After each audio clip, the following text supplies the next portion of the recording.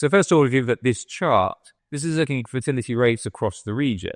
And the obvious thing is that Korea is much lower than elsewhere. So the Korean fertility rate was now just 0.7 based on UN data. The replacement ratio, so the ratio that's thought of as keeping the population stable, is 2.1.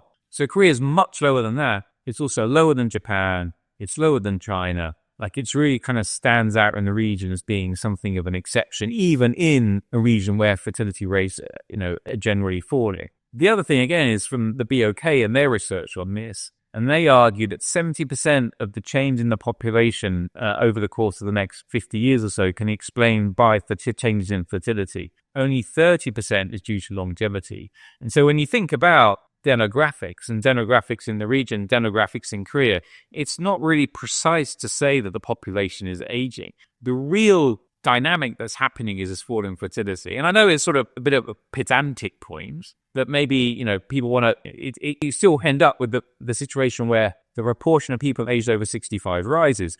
But I think it's important to remember that this is because in Korea the fertility rate is falling. That's the most important dynamic. And why is that important? Because that's a fall in the number of people. It's a fall in the working population. And so it does have much more meaningful economic consequences in the short term.